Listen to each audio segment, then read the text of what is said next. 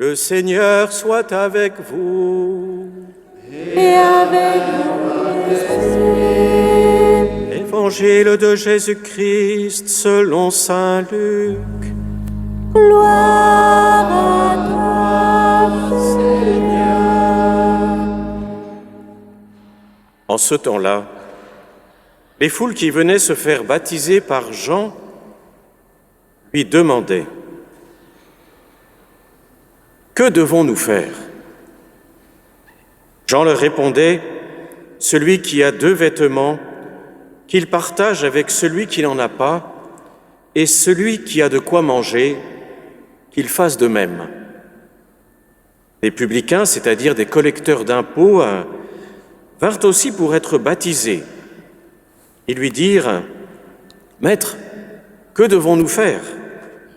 Il leur répondit: « N'exigez rien de plus que ce qui vous est fixé. » Les soldats lui demandèrent à leur tour: « Et nous, que devons-nous faire ?» Il leur répondit: « Ne faites violence à personne. N'accusez personne à tort. Et contentez-vous de votre solde. » Or le peuple était en attente. Et tous se demandaient en eux-mêmes si Jean n'était pas le Christ. Jean s'adressa alors à tous: « Moi je vous baptise avec de l'eau, mais il vient, celui qui est plus fort que moi. Je ne suis pas digne de dénouer la courroie de ses sandales. Lui vous baptisera dans l'Esprit Saint et le feu.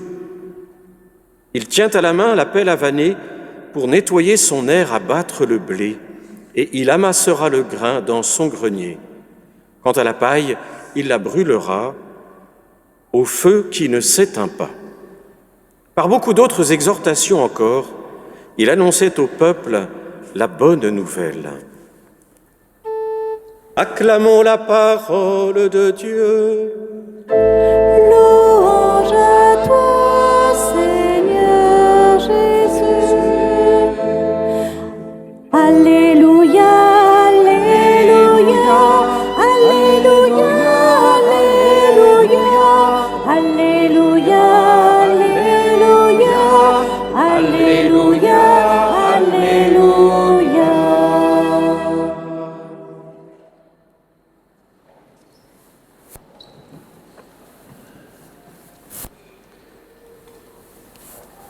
Frère Michael Marie, au début de cette messe, nous invitait à une interrogation importante, car nous arrivons chacun, chacune, à partir de notre vie aujourd'hui.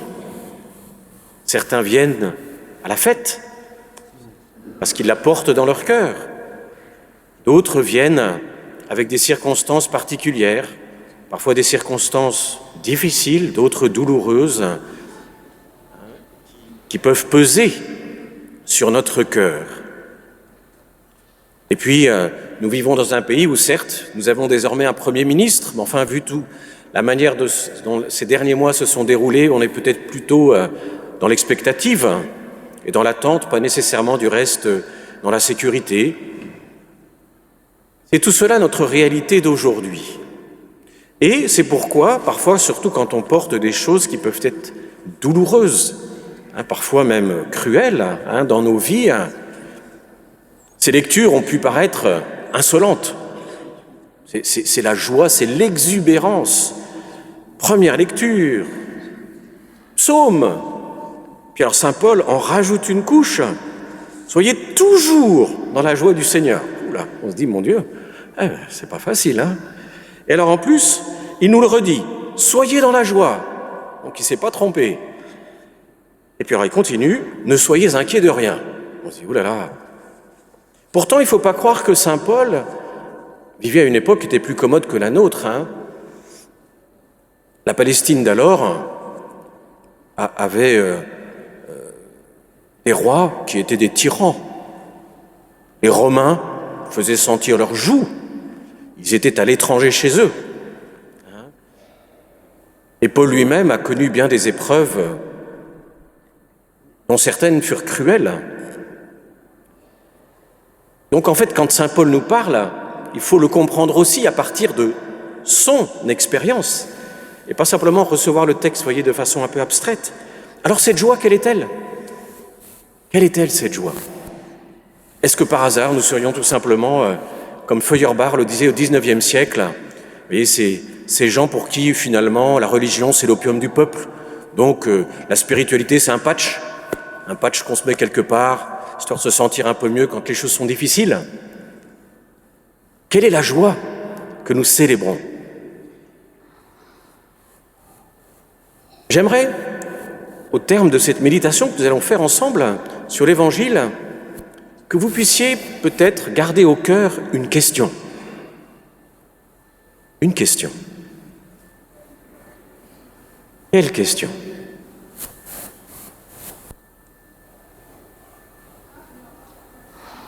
Comment est-ce que j'accueille dans ma vie, la mienne, avec ses circonstances particulières, la parole de Dieu? Alors, revenons à l'Évangile.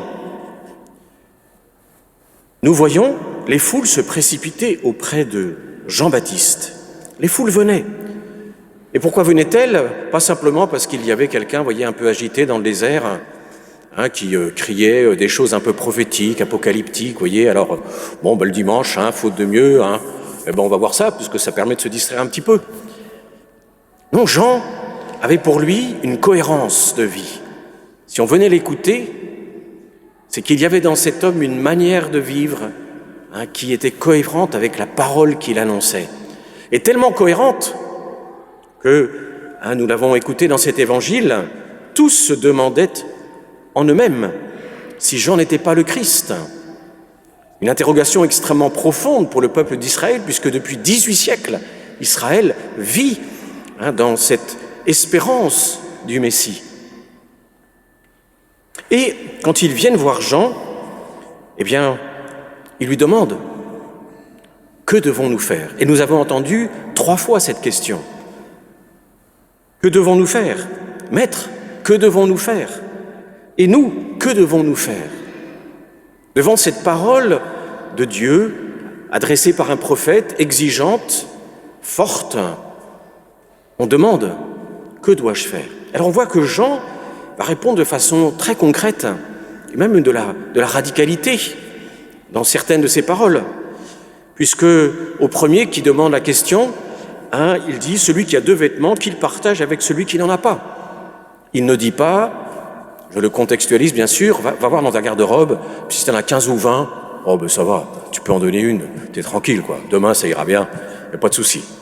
Il ne nous dit pas non plus, celui qui a de quoi manger, qu'il fasse de même. Regarde bien ton frigo, regarde un peu tes boîtes de conserve, puis si t'es large, écoute, oui, fais une bonne action, sois gentil. Non, il dit, tu as 2 vêtements, donne-en un. Tu as de quoi manger, partage. Donc il dit, avant de regarder ce que tu as, ce que tu possèdes, ton confort, regarde l'autre, celui qui est en face de toi. Regarde son besoin, sa nécessité, et peut-être, accepte que d'ouvrir ton cœur à ton prochain, ça va faire mal. Que dirions-nous si nous étions à la place de celui qui demande? Quel bonheur ce serait si, allant demander, on se trouvait devant quelqu'un qui ne regarde pas et qui nous aide.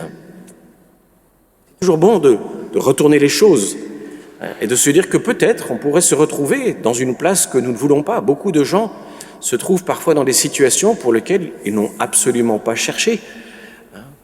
Ils n'ont pas cherché. Que devons-nous faire? Vont dire ensuite les publicains. Alors les publicains, mauvaise réputation, de toute façon collecteurs d'impôts, c'était pas une situation bonne pour ceux qui venaient les rencontrer. Puis on le savait bien de toute façon qu'ils grossissaient les chiffres, donc c'était des gens qui étaient riches et on savait d'où venait leur richesse. Et donc il leur dit n'exigez rien de plus que ce qui vous est fixé. C'est déjà exigeant. C'est exigeant. On pourrait le décliner de mille et une façons, pas simplement dans les commerces, mais ne rien exiger des autres plus que ce qui est fixé, plus que ce dont ils sont capables, pour étayer un peu cette affirmation de façon plus large. Et finalement, les soldats, ne faites violence à personne, multiples façons d'être violent. Bien sûr, ici, c'était autre temps, autre mœurs, la violence était physique. Hein. Enfin, nous, on a d'autres façons d'être violents. Hein. Par la parole, on peut tuer. Hein, parfois par l'indifférence, par des regards. Oh, il y a mille et une façons de ne pas être violent. N'accuser personne à tort. De la graine. Hein, apprendre, n'accuser personne à tort. Pas de paroles qui diffament et qui font tomber quelqu'un, qui font que les autres vont avoir un peu de mépris. Oh, c'est pas bien grave, c'est une petite parole que j'ai dite. Mais on sait très bien ce qu'on a semé par contre. Et contentez-vous de votre solde.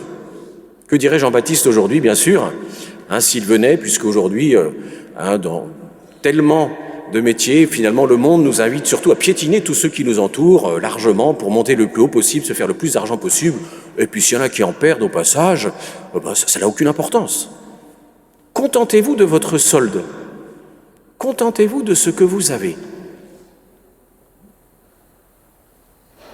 On voit donc que Jean nous indique un autre chemin. Et pourquoi est-ce que tous ces gens viennent l'écouter ? Je vais reprendre cette phrase. Nous l'avons déjà évoquée. Le peuple était en attente. Et tous se demandaient en eux-mêmes si Jean n'était pas le Christ. Car la joie dont nous avons entendu parler dans la première lecture n'était pas, comme le disait frère Michael Marie au début de la messe, un enthousiasme facile, une émotion passagère. C'était la joie du Sauveur. La joie qui paraissait un peu insolente dans ces lectures ne se faisait pas référence à une espèce d'imaginaire collectif. Vous voyez, on essayait de se rassurer. C'était se préparer au Messie annoncé, au Sauveur bien-aimé de nos âmes. Et alors la joie, là, est forte, parce que le peuple d'Israël est sûr de ce que le Seigneur est fidèle, même si eux-mêmes, on le voit dans l'Écriture, sont bien souvent passés par des hauts et des bas, des très hauts et des très bas. Mais ils ont cette espérance, le Seigneur est fidèle, et donc il va nous envoyer un Sauveur pour être avec nous.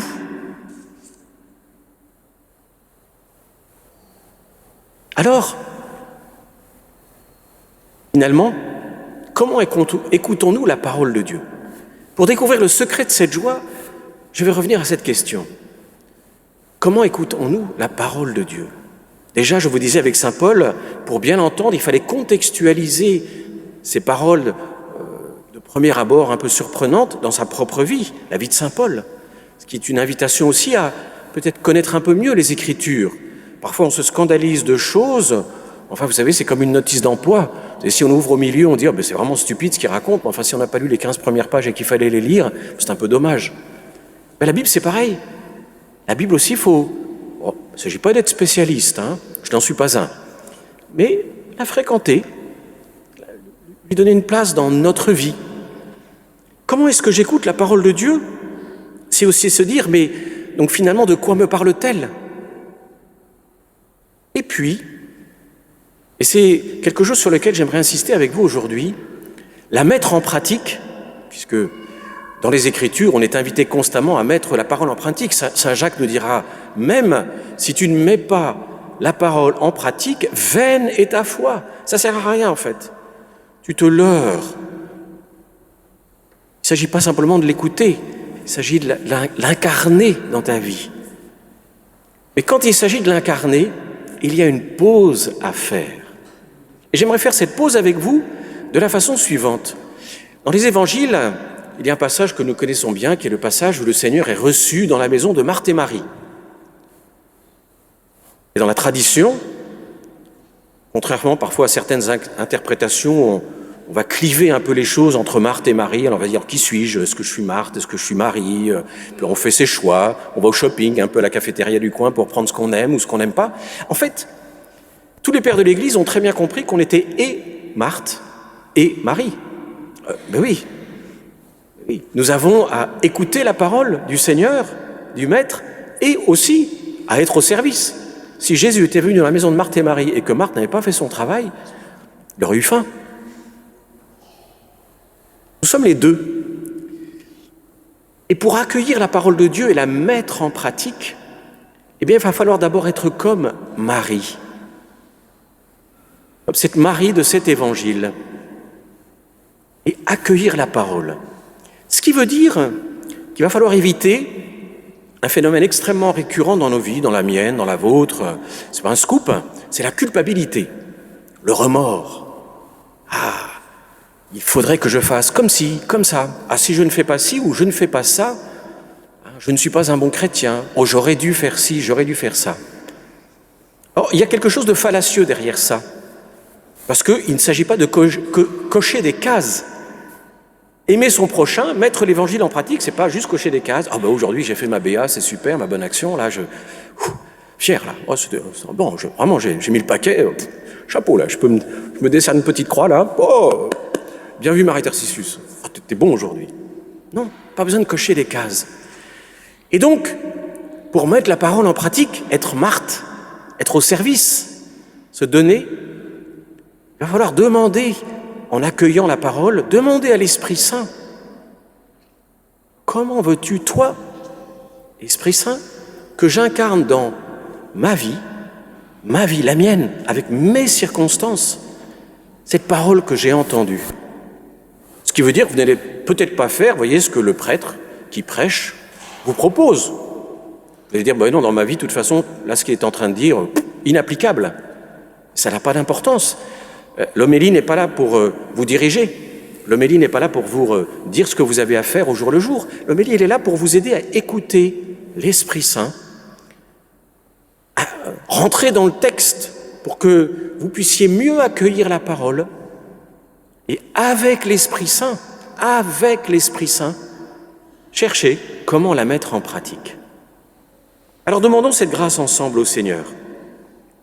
Demandons cette grâce d'accueillir la parole, d'accueillir cette prédication là du Baptiste qui vient nous secouer dans l'Esprit Saint, avec l'Esprit Saint, pour que ce soit dans le Seigneur, dans notre vie, que nous puissions l'incarner et faire que cette parole porte du fruit. Eh bien, frères et sœurs, que Dieu nous vienne en aide, à vous comme à moi, que tous ensemble, nous soyons dans cette attitude. Amen.